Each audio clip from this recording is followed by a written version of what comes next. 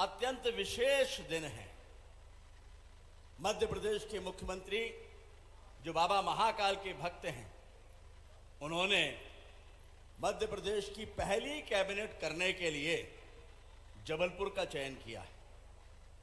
और कैबिनेट का मतलब होता है भविष्य की दृष्टि से, भविष्य की दृष्टि में उस शहर, उस क्षेत्र के विकास के कल्पनाओं के जाल को बुनना जो उनके मन के भीतर है।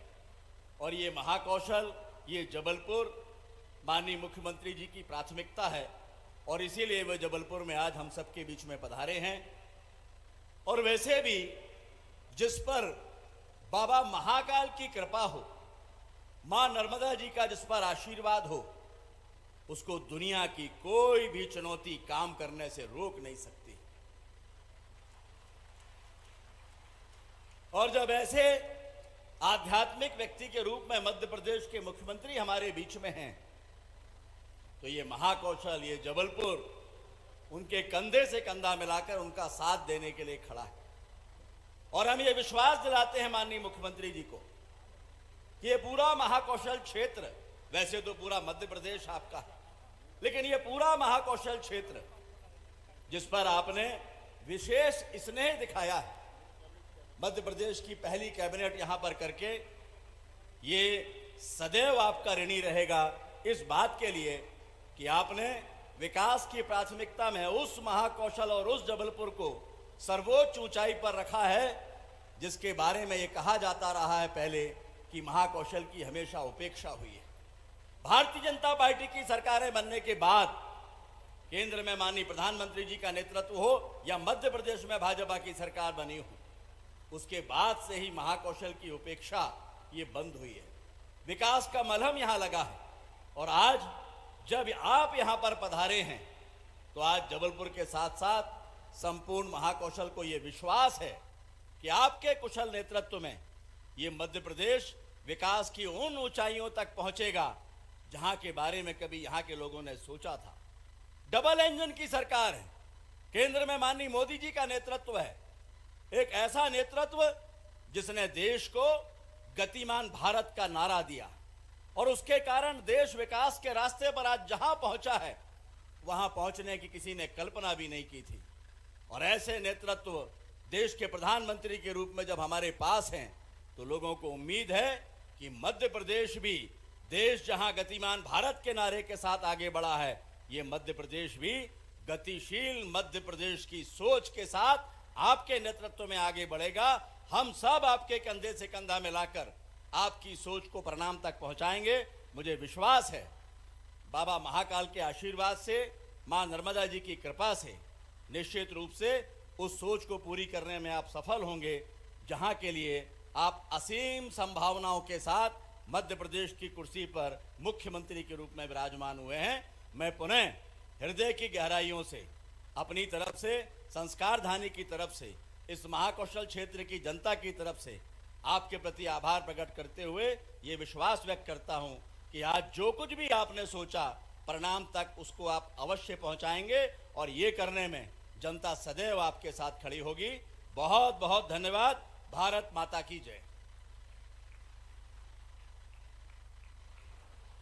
बहुत बहुत धन्यवाद माननीय मंत्री श्री राकेश सिंह जी। और अब हम निवेदन करेंगे माननीय श्री प्रभात साहू जी से कि वे सम्मान करें हमारे बीच उपस्थित माननीय राज्य मंत्री ग्रामीण विकास एवं इस्पात भारत सरकार श्री फग्गन सिंह कुलस्ते जी का। आइए हम सभी तालियों के साथ स्वागत करें। ये हमारे लिए गर्व की बात है कि आप हमारे बीच पधारे हैं। संस्कारधानी जबलपुर में आपका हृदय से स्वागत है, अभिनंदन है। आइए तालियों के माध्यम से हम स्वागत करें माननीय श्री फग्गन सिंह कुलस्ते जी का। कार्यक्रम को आगे बढ़ाते हुए, जिस चीज़ का हम बहुत देर से इंतज़ार कर रहे थे, हम निवेदन करना चाहेंगे माननीय मुख्यमंत्री जी से कि वे हम सभी को संबोधित करें, जिन्होंने ठानी है मध्य प्रदेश को सशक्त और समृद्ध प्रदेश बनाने की। ऐसे मुख्यमंत्री जी से तालियों के साथ, जोरदार तालियों के साथ आइए निवेदन करें कि वे हम सभी को संबोधित करें अपने अमृत वचनों से, ओजस्वी वचनों के साथ हम सभी को। और उससे पहले हम आग्रह करना चाहेंगे माननीय राज्य मंत्री जी श्री फग्गन सिंह कुलस्ते जी से कि आप हम सभी को संबोधित करें।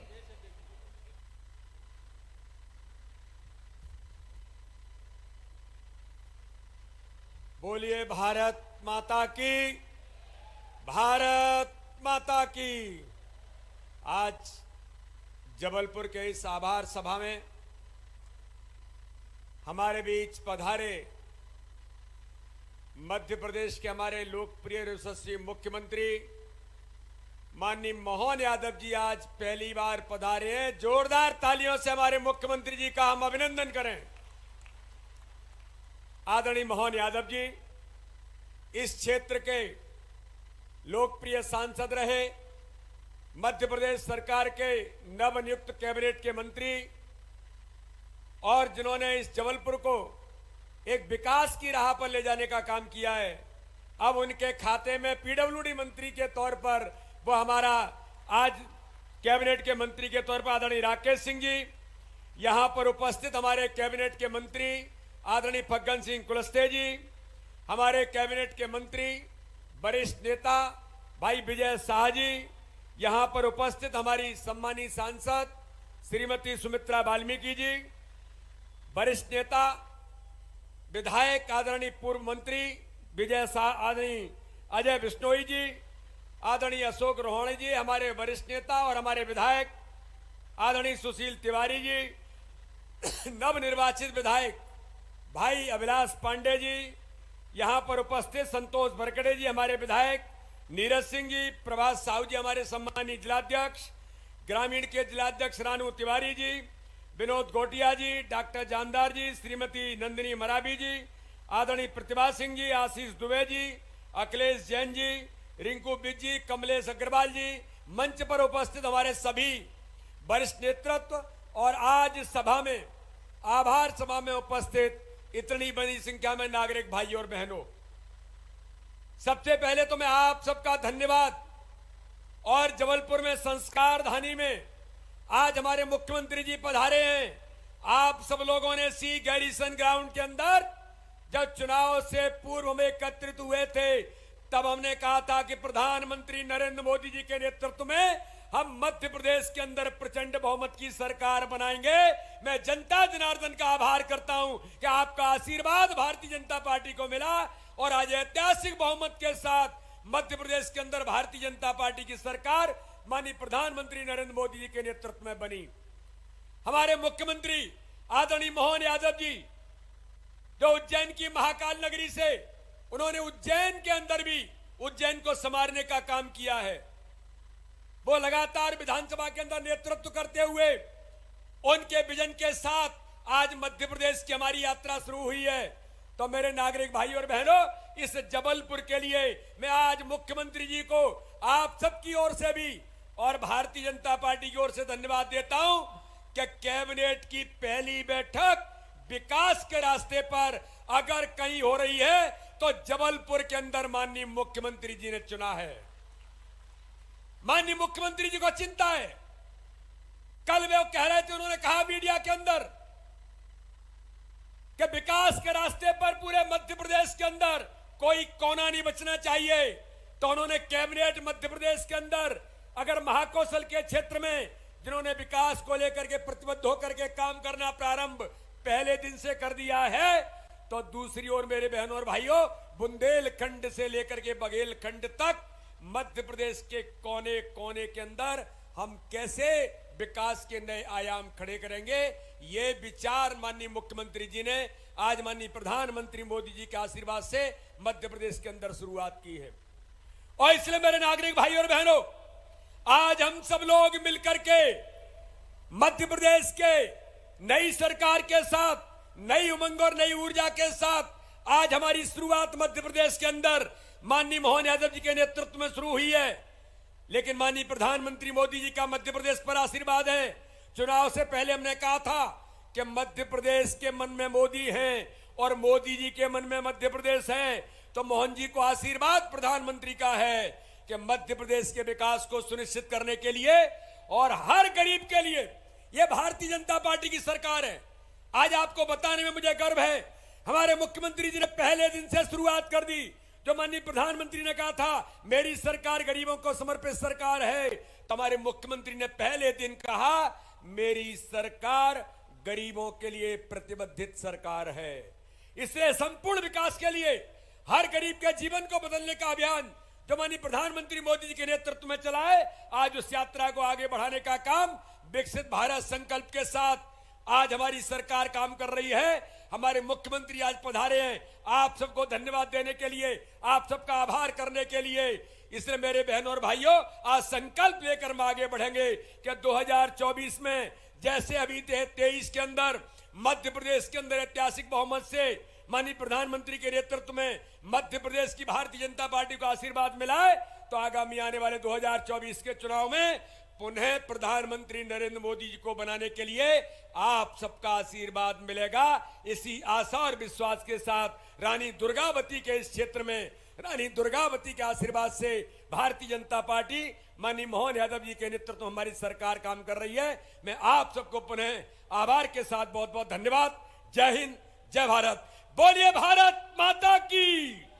बहुत बहुत धन्यवाद। हेलो, बहुत बहुत धन्यवाद माननीय प्रदेश अध्यक्ष वी.डी. शर्मा जी आपके ऊर्जापूर्ण वचनों के लिए। और अब हम ससम्मान निवेदन करना चाहेंगे हमारे प्रदेश के मुखिया माननीय मुख्यमंत्री जी डॉक्टर मोहन यादव जी से कि वे हम सभी को संबोधित करें जिन्होंने ठानी है जन जन तक कल्याणकारी योजनाएं पहुंचाने के लिए, प्रदेश को सशक्त बनाने को जिन्होंने ठाना है।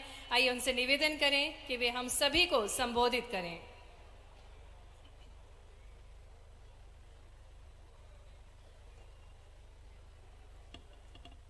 जबलपुर के आज के इस कार्यक्रम में मैं कुछ बोलूं उसके पहले मैं बाबा महाकाल की नगरी से आता हूं और हम अपने इस मानव जन्म में सब कुछ निश्चित काल को लेकर के आए हैं और महाकाल के जय जयकार से हमारा समूचा जीवन धन्य हो, ये आकांक्षा और परमात्मा से आशीर्वाद भी चाहते हैं। इसलिए मेरे साथ सभी मिलके बोलेंगे जय श्री महाकाल, जय जय श्री महाकाल।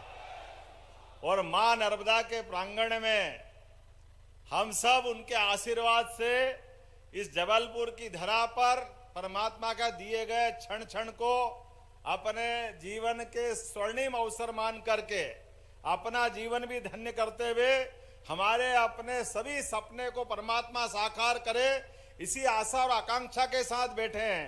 तो मां नर्मदा हम सबको आशीर्वाद दे, हम उनका जयकारा करेंगे। नर्मदे हा। हम सब सौभाग्यशाली हैं परमात्मा की दया से। ये ऋषियों और मुनियों की धरती, सनातन संस्कृति जिसके हम सब वाहक हैं, और जावली ऋषि की धरती जबलपुर जिसकी एक विशेष अलग पहचान है। और ऐसा भी कहते हैं कि ये हमारा अपना मध्य केंद्र भी है। इस केंद्र के इस मंच के ऊपर विराजमान हमारे अपने भारत सरकार के मंत्री, यशस्वी मंत्री माननीय फग्गन सिंह कुलस्ते जी, जोरदार तालियां बजाएं फग्गन सिंह जी के लिए, केंद्रीय मंत्री।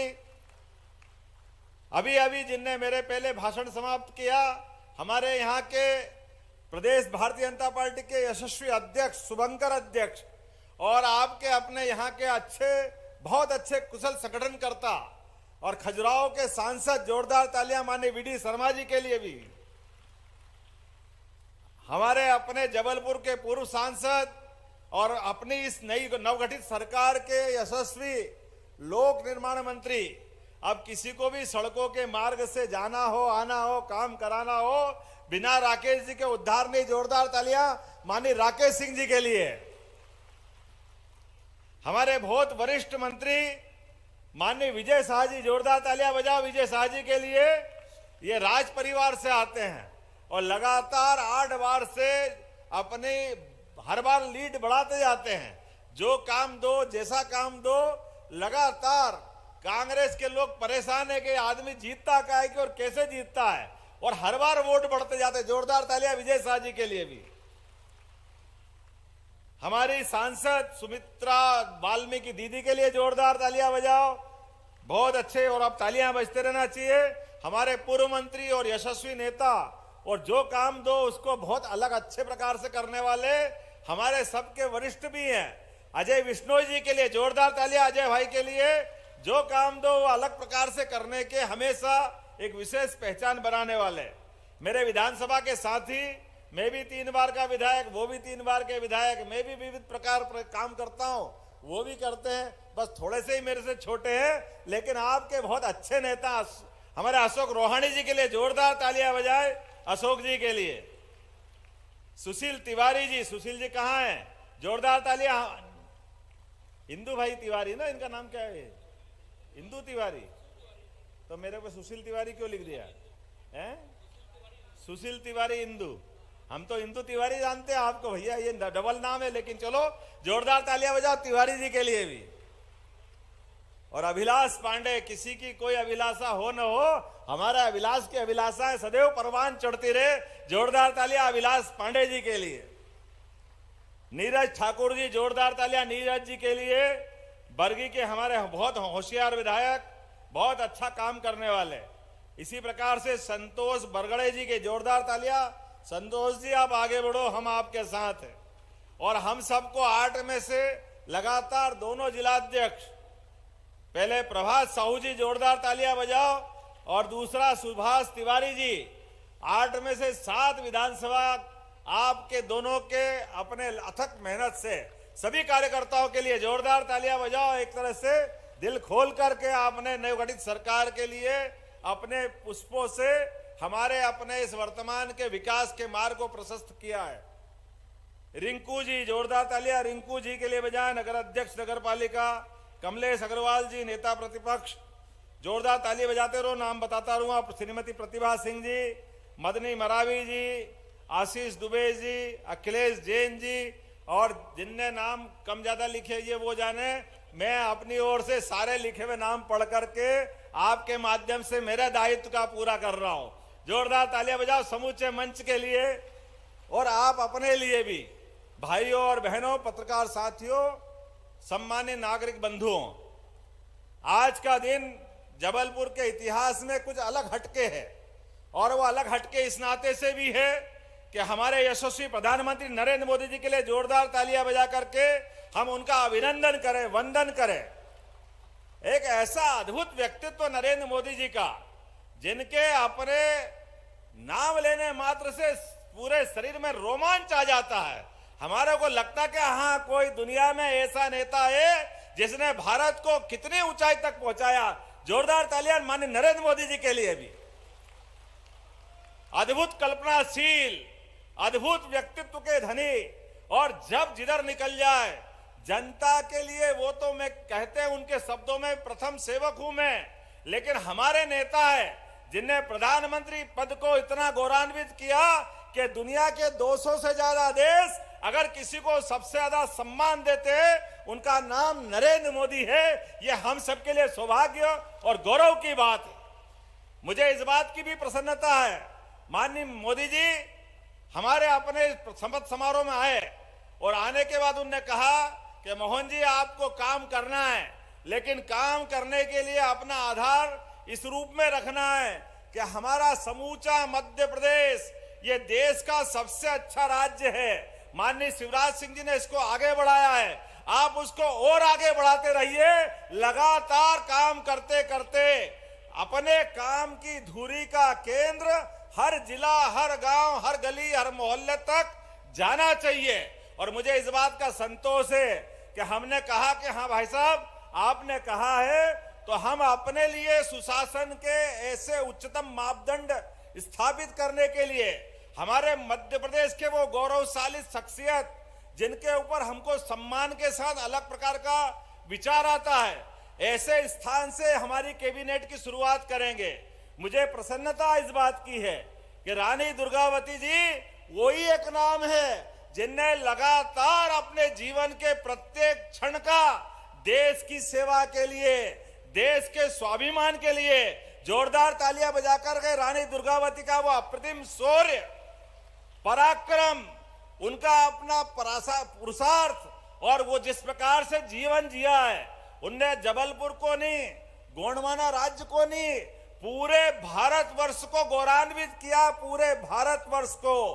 कोई क्या है, कितना महान व्यक्ति हो सकता है अपने जीवन काल में, हम केवल रानी दुर्गावती का सामने रखें। आप अंदाज लगा लो, आज मैंने एक और रानी का नाम जोड़ा है, हमारी वीरांगना 1857 की अवंतीबाई। जोरदार तालियां बजाओ रानी अवंतीबाई जी के लिए भी, जिनने 1857 में रानी झांसी की रानी लक्ष्मीबाई के साथ बराबरी से युद्ध में भाग लेकर के अपने प्राणों की आहुतियां दी है। और आज संयोग ऐसा है, तीसरी एक और महान नेत्री का आज जन्म दिवस है, सावित्रीबाई फुले। जोरदार तालियां बजाओ सावित्रीबाई फुले के लिए। ये क्रमशः त्रिवेणी जिनके कारण से आज का दिन धन्य हुआ है। रानी दुर्गावती जितने युद्ध लड़े, एक भी युद्ध नहीं हारी, सारे के सारे युद्ध। और ये वो दुनिया के देशों को जवाब है जो कहते हैं कि हमारे यहाँ महिलाओं का सम्मान बढ़ाना चाहिए। अरे हमारे यहाँ की बहनों ने, महिलाओं ने, नारियों ने सदैव दुनिया के अंदर अद्वितीय उदाहरण पेश किया है। वो उदाहरण झांसी की रानी लक्ष्मीबाई हो, वो उदाहरण रानी दुर्गावती हो, लगातार अवंतीबाई हो। आप बताओ, झांसी की रानी के पहले दुर्गावती, जिनने अकबर जैसे महान, पता नहीं कैसे महान कहा हुआ उनको, लेकिन वो ऐसी बड़ी सत्ता से लड़ने के लिए जिस प्रकार से उनने युद्ध लड़े, और तो और युक्ति बुद्धि से भी एक एक घटना उनकी कितनी अलग प्रकार की है। अकबर को लगा कि गोंडवाना पे कब्जा करना है, तो चालाकी से कूटनीति के माध्यम से एक सोने का पिंजरा भेजा और सोने के पिंजरे में तोता रख दिया, और यह संदेश था कि आप मेरी अधिसत्ता स्वीकार कर ले तो मैं आपके राज्य पे कोई आक्रमण नहीं करूंगा। लेकिन रानी दुर्गावती, उन्होंने अपना जीवन का प्रत्येक क्षण देशभक्ति के लिए जिया है। इसलिए उन्होंने संकल्प किया कि अकबर, तुम कितने भी ताकतवर क्यों नहीं हो, लेकिन भारत की नारियों को डरा नहीं सकते, दबा नहीं सकते, उनकी देशभक्ति पे प्रश्न नहीं खड़ा कर सकते। उन्होंने भी सोने का अपना थाल बनाया और सोने के थाल में एक हथियार भेजा। उन्होंने कहा, ये नारिया इस हथियार की प्रतीक है, ये मर जाएगी लेकिन तेरे आगे झुकेगी नहीं। ऐसा अप्रतिम और अपना कूटनीति के माध्यम से जवाब देने का काम किसी ने किया है तो रानी दुर्गावती ने किया है। और हम सबको मालूम है उनका वो आखिरी युद्ध, जिस युद्ध में उस समय के काल के प्रवाह में पहली बार तोपों का प्रयोग किया गया। उसके पहले तोप नहीं थी, लेकिन उस समय हाथियों से, घोड़ों से, तमाम प्रकार के युद्ध के सेना के सेनानायक अलग अलग प्रकार से युद्ध लड़ते हैं। लेकिन अकबर की सेना ने पहली बार तोप का प्रयोग करके उस युद्ध में अलग से कूटनीति करते हुए छल किया था, और छल का परिणाम रहा कि रानी दुर्गावती के लिए वो युद्ध का एक तरह से बहुत चुनौती वाला दिन था। लेकिन उसके बावजूद भी उस युद्ध में बड़े पराक्रम से वो लड़ी है, और लड़ने के बाद अपने साथ के अंगरक्षक से कहा था कि ध्यान रखना, मैं आजाद रही हूं, आजाद ही शरीर छोड़ना चाहूंगी, मैं सदैव विजय मार्ग पे बढ़ी हूं। भारत के मान सम्मान के लिए अगर मेरे शरीर की कुर्बानी भी देना पड़े, हमारे लिए कोई अगर पराजय का क्षण आ जाए तो मुझे ये अपनी कटार घोंप के मेरा शरीर समाप्त कर देना। एक खराब समय आया, उस खराब समय में रानी दुर्गावती के आंख में तीर लग गया, पेट में तीर लग गया, युद्ध एक तरह से अलग प्रकार की स्थिति में पहुंचा। तो जो जिसको ड्यूटी दी थी, जिसको जवाबदारी दी थी, उसके हाथ पांव कांपने लगे। जिस मां समान शासिका के वो पूरे जीवन की रक्षा करते आया, वो कैसे उनके बारे में सोच सकता था? वो अलग प्रकार से सोचने लगा। रानी ने देखा कि मेरे जीवन के समय थोड़ा सा बहुत कम बचा है, वो ललकारते हुए सैनिक से बोली, तेरे को क्या जवाबदारी दी थी, चल तेरे को जो काम करना कर। लेकिन वो अगर डरा और वो कर नहीं पाया तो उससे कटार छीनी और अपने शरीर में घोंप करके परमात्मा के यहाँ चली गई, लेकिन भारत मां को लज्जित नहीं होने दिया। ऐसी परम प्रतापी शासिका रानी दुर्गावती, उनका जीवन प्रत्येक क्षण हम के लिए, हमारे लिए सम्मान का है। वो न केवल जबलपुर, पूरे देश के लिए मान सम्मान का है। अगर हम कैबिनेट रखते हैं उनके लिए, तो और कैबिनेट किसके लिए रखना चाहिए? ऐसे अप्रतिम योगदान के लिए आजादी के अमृत काल में अगर हम उनको स्मरण नहीं करेंगे तो किसको स्मरण करेंगे? ये ऐसे आदर्श लोगों को भूलने का काम पुरानी सरकार की पार्टियों ने किया था।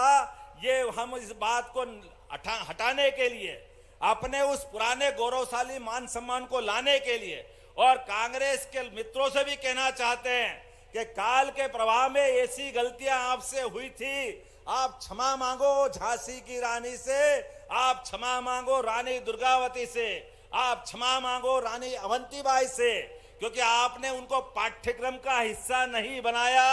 हम अपनी नई शिक्षा नीति में इनको पाठ्यक्रम का हिस्सा बना करके उसी दिशा में आगे बढ़ेंगे। नई शिक्षा नीति में इन ऐसे गौरवशाली पृष्ठों को शामिल नहीं करेंगे तो बच्चों को क्या शिक्षा देंगे, कैसे आगे बढ़ेंगे।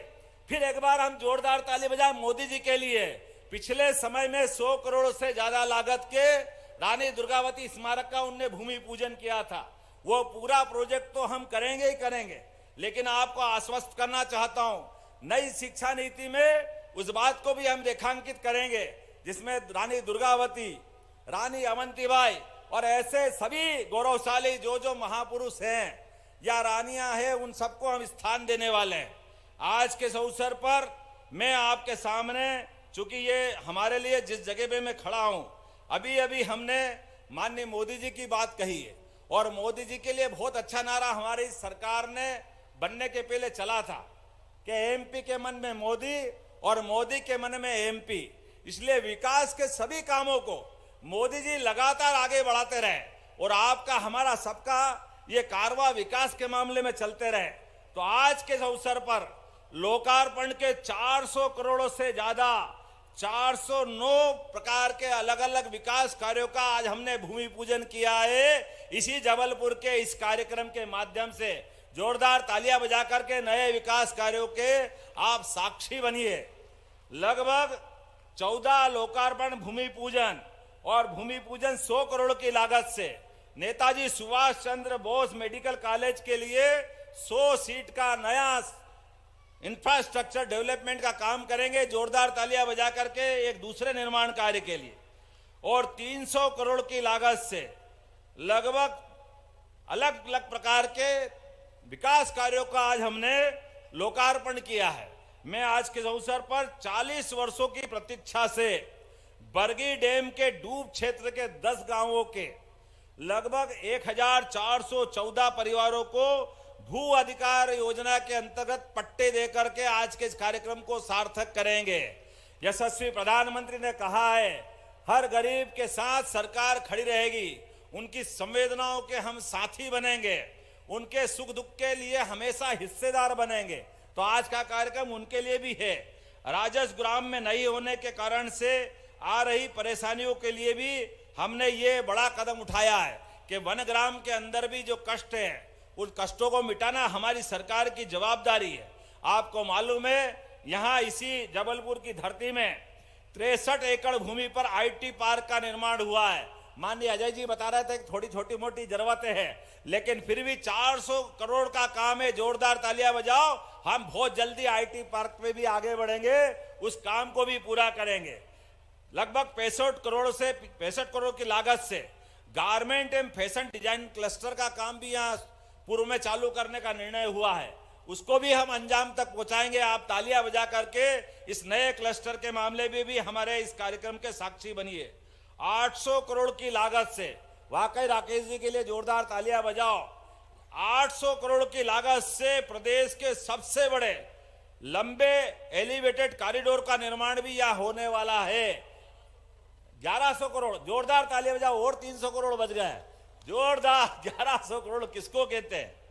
नमामि नर्मदे परियोजना के अंतर्गत 17 घाटों का, और अभी आपने कहा गौरी घाट, और कौन सा बताया है? तिलवारा घाट। जो घाट पे आप घाट बनाने की बात करोगे, अयोध्या और हरिद्वार की तर्ज पर वो सारे घाट बनाए जाएंगे। बोलो नर्मदे महारानी की। अरे नर्मदा जी के किनारे घाट नहीं बनेंगे तो कहां बनेंगे? नर्मदा जी की आरती करें। नर्मदा जी तो जीते जी, हमको मालूम है, मोक्षदायिनी है।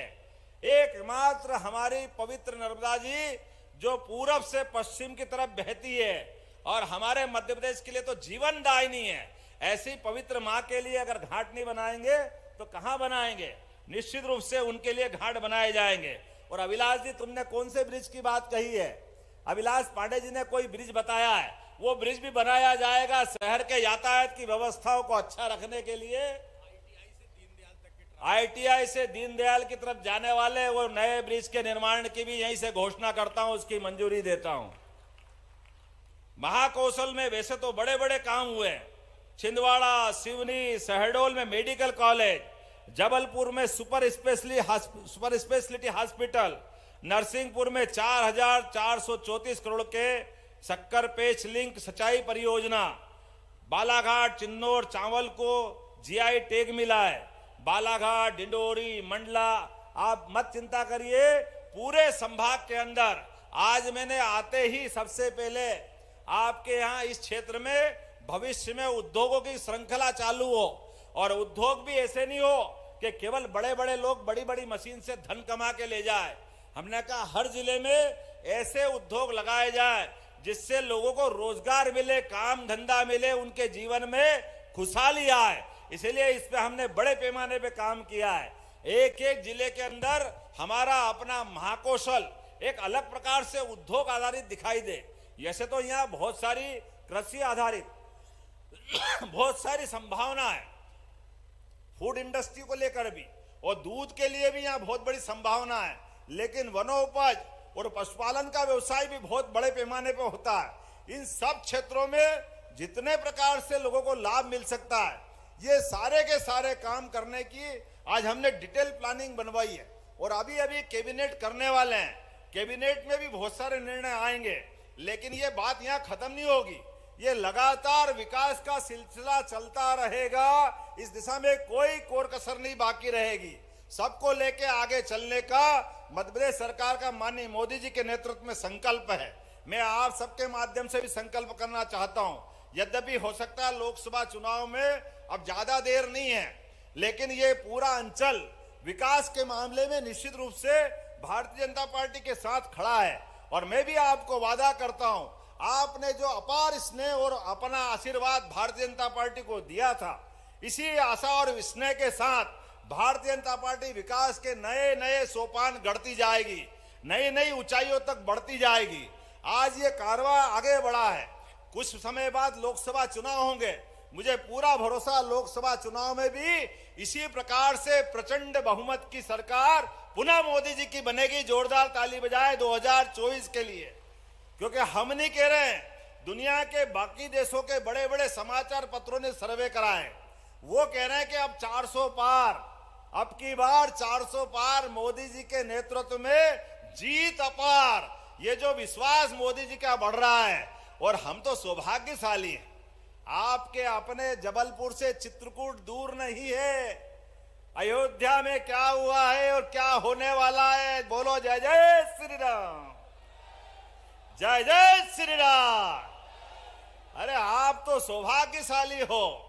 ये हमारा सतना, चित्रकूट, रीवा का क्षेत्र आज पुनः लगभग 17 लाख साल पहले के भगवान राम का वो काल हमारी आंखों के सामने दृश्यमान होने जाएगा। भगवान राम अपने गर्भगृह में 22 जनवरी को यशस्वी प्रधानमंत्री नरेंद्र मोदी जी की मौजूदगी में हमारे लिए वो अद्वितीय क्षण रहेगा, जब अपने भगवान का प्राण प्रतिष्ठा का गर्भगृह में प्रवेश का अद्भुत क्षण बनेगा। इस अवसर को मध्य प्रदेश सरकार भी भूलने वाली नहीं है, क्योंकि हमको मालूम है ये वनवास का सबसे लंबा समय हमारे अपने चित्रकूट की धरती पे भगवान ने काटा था। इसलिए आज के इस अवसर पर मध्य प्रदेश सरकार ने हमारी पिछली कैबिनेट में निर्णय किया, हमने बात कही है कि हमारे अपने प्रत्येक भगवान राम के चरण जा पड़े, उस चरण पड़ने वाले स्थान को तीर्थ बनाएंगे। प्रत्येक स्थान पर वो अपने लिए अद्वितीय एक अवसर मिले, जिसमें भगवान राम की जीवन की अलग अलग घटनाओं से हम अपने जीवन में सीख हासिल करें। हम सब आज के उस अवसर पर संकल्प कर रहे हैं कि 22 जनवरी को तो हम जो जहां रहेगा, जिसको बुलावा आया वो अयोध्या जाएगा, जो यहाँ रहेगा वो हर स्थान पर अपने अपनी जगह भगवान राम को स्मरण करते हुए दिवाली मनाएगा। लगभग 20 दिन का समय है, सरकार भी राम भक्तों के मार्ग पे जिनको अयोध्या जाना है, हमको मालूम है काल के प्रवाह में अतीत में बहुत हमारे घाव हैं। जब राम भक्तों पे बॉर्डर पर यूपी की सरकार ने गोलियां चलाई थी, डंडे बरसाए थे, अत्याचार किए थे, वो सरकार कोई और थी। अब हमारी सरकार है, जो राम दर्शन के लिए जाएगा पुष्पों की वर्षा करके राम भक्तों का अभिनंदन करने का काम हमारी सरकार करेगी। हम और आप मिलकर के वो ऐतिहासिक क्षण में साक्षी बनेंगे। मैं आज आपसे आह्वान करना चाहता हूं कि सरकार के माध्यम से हमारे जितने बड़े बड़े मंदिर हैं, वो सारे मंदिरों पे विद्युत सज्जा की जाएगी, अलग प्रकार की पुष्पों की वो सजावट की जाएगी। हमारा एक दिवाली हुई, दूसरी दिवाली हुई। एक दिवाली तो हमारी अपनी कार्तिक मास की रही है, दूसरी दिवाली जनता पे माननीय मोदी जी के आह्वान के कारण से 3 दिसंबर को मनी थी, और अब तीसरी दिवाली मनेगी 22 जनवरी को। प्रभु राम का वो अद्वितीय घटनाक्रम अपने आंखों के सामने गुजरेगा, हम सब साक्षी बने। मेरी बात से सहमत हो तो अपन सब खड़े हो जाए, दोनों मुट्ठी बांधे हाथ की, और संकल्प रहे ये जो अपना प्रभु राम का जो विश्वास हम पे है, राम राज्य की जो कामना हमने की है, यशस्वी प्रधानमंत्री ने जो काम करते करते लोगों का, गरीबों का, युवाओं का, महिलाओं का, सभी लोगों का दिल जीता है, ये विकास का कारवां लगातार बढ़ते जाएगा। तो बोले मेरे साथ भारत माता की जय, जय श्री राम, जय जय श्री राम। बोले रानी दुर्गावती की, रानी अवंती बाई की, नर्मदे हर। बहुत बहुत धन्यवाद माननीय मुख्यमंत्री जी, आपके ओजस्वी वचनों के लिए। विकास किया था, विकास किया है और निरंतर विकास करते रहेंगे आपके मार्गदर्शन में। और अब निवेदन माननीय मुख्यमंत्री जी से कि वे हित लाभ वितरण करें, और इसी क्रम में मंच पर आमंत्रित करते हैं कुमारी सुनैना चौधरी को, जिन्हें आयुष्मान कार्ड प्रदान किया जा रहा है माननीय मुख्यमंत्री जी के कर कमलों द्वारा।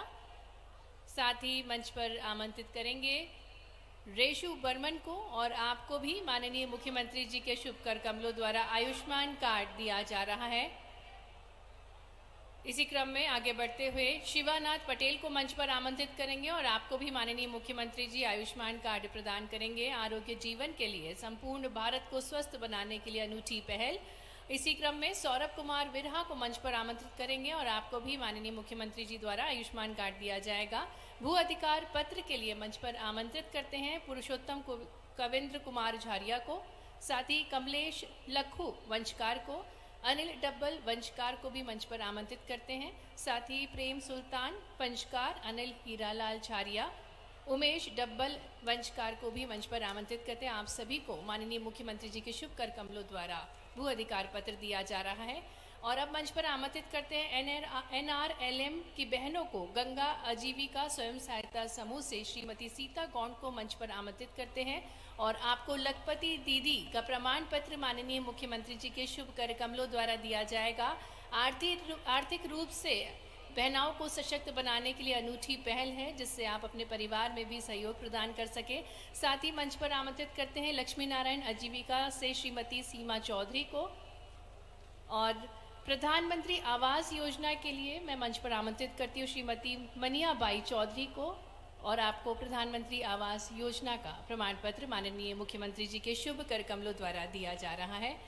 हम हृदय से धन्यवाद देना चाहेंगे माननीय मुख्यमंत्री जी को कि आप हमारे बीच पधारे। संस्कार धानी जबलपुर में आपका शुभागमन हुआ। मंच पर उपस्थित सभी सम्माननीय अतिथिगणों को भी हम हृदय से धन्यवाद देंगे, और हमारे साथ भारतीय पुरातत्व सर्वेक्षण विभाग से अधीक्षण पुरातत्वविद श्री शिवाकांत वाजपेयी जी मदन महल की तस्वीर भेंट कर रहे हैं माननीय मुख्यमंत्री जी को, जो कि 15वीं और 16वीं शताब्दी की तस्वीर है, और इसका संबंध वीरांगना रानी दुर्गावती जी से है। और ये खूबसूरत ऐतिहासिक तस्वीर श्री शिवाकांत वाजपेयी जी माननीय मुख्यमंत्री जी को भेंट कर रहे हैं। हृदय से धन्यवाद माननीय मुख्यमंत्री जी का कि आप हमारे बीच पधारे। आपने कई सारी सौगातें भेंट स्वरूप आज संस्कार धानी जबलपुर को प्रदान करी। सभी सम्मानीय अतिथिगणों को हम हृदय से धन्यवाद देंगे, आभार देंगे।